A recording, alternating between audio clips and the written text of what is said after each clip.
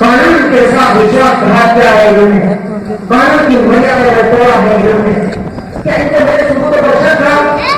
नहीं नहीं नहीं, बल्कि शक है इसकी कुर्सी पर, शक है मुझे इसकी कुर्सी पर, शक है इसके जमीन पर जिसका इन्होंने सौदा किया है, शक है इनके उस वादे पर जो इन्होंने इस कुर्सी पर बैठ कर वक्त किया था, शक है इनके कानून पर, इनके उसूलों पर और इनकी सुनसान पहुंची है। कमिश्नर शमसुद्दीन पर लगाया गया इल्जाम बेबुनियाद है, इसलिए यह अदालत अभी उन्हें बाइज्जत बरी करती है।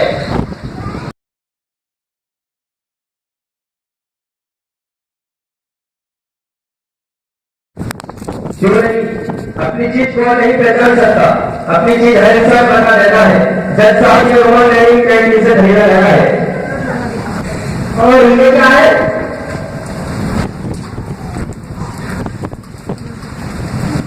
यह तो हमारी गारंटी का रेट है।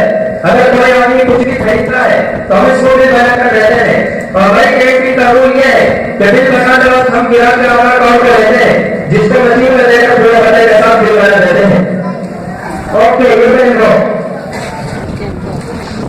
मिस्टर शमसुद्दीन, आप बता सकते हैं किसका नाम लिखा हुआ है? और किसी का अगर आपको ऐतराज न हो तो मैं बताऊं, शौक से बताइए, मुझे कोई ऐतराज नहीं। आप कैसा करना चाहते हैं सबको दिखाकर?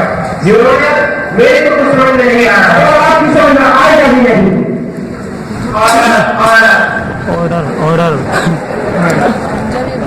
आप बैठ जाए और अपने नंबर पर अपनी बात रखें। हम काम जो कह रहा है उसे कह रहे हैं। कल शाम में मिस्टर शमसुद्दीन के घर गया और मैंने बगैर इजाजत के इनके बेकार कागजात को चेक किया। कभी कभी इंसान को वहां की सूरत मिल जाता है जहां वो गुमान भी नहीं कर सकता, तो मुझे उसमें बिल मिला और ये बिल उस रुमाल का है। और ये रुमाल कातिल ने कत्ल करने के बाद अपने हाथों से खून साफ करने में इस्तेमाल किया, मगर भोग की वजह से डिसाइड नहीं कर पाया कि इसको फेंके कहां। फिर जब ही वो इसको 1.5 बजे के पास लेकर भाग गया।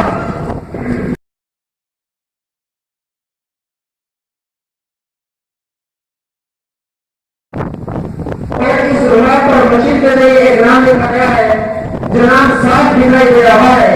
वो नाम है मिस्टर शमसुद्दीन का। क्यों मिस्टर शमसुद्दीन? जो बातें मैंने कही है उनमें से कोई झूठ तो नहीं? आप इसे जवाब दो।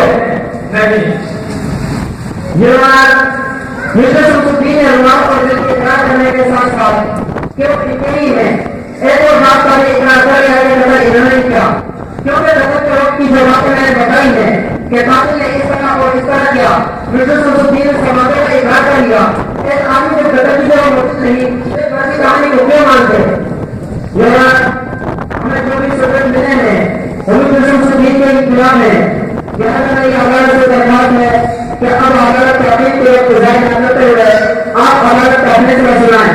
अगर इन सबकों के बावजूद में आप इन्हें बचाना चाहते हैं तो हदफ है कि सबसे पत्नी को और जिंदगी के असर से बचे और अपने इंसान के कानून के जुल्म से भागीजिए और भाग नहीं कानून की किताबों को जिन्हें कानून की जांच करेगी और बड़ी चीजें तमाशा ताकि तुम्हारा कोई मजलूम बाप उन्हें बेटे की इंसाफ की गुजारिश कर देगा, तुम्हारी सरकार की चोट पर ना आ सके।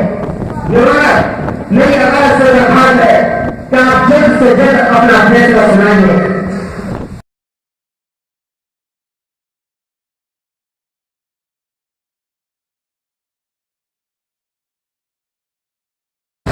आप अच्छे वकील हैं, आपको मालूम है कानून की बुनियाद पर नहीं बल्कि यकीन पर होती है और शक की बिना पर हम मिस्टर शमसुद्दीन को मुझे करार नहीं दे सकते।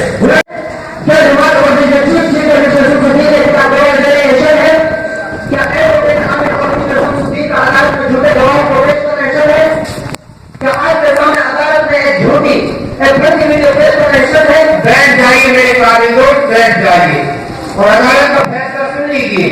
कहीं ये तो ना हो कि आपको कोई शक हो। वकील साहब, जज के फैसला सुनाने से पहले उन्हें फिरियाद दिलाता हूं कि वो अपना फर्ज अदा करना ना भूलें।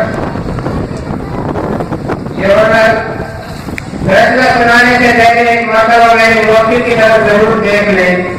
कहीं ऐसे न हो कि आपका कलम आदमी के खिलाफ चल जाए और आपने जो सबसे सजाए हैं वो सब नहीं बनकर रह जाए।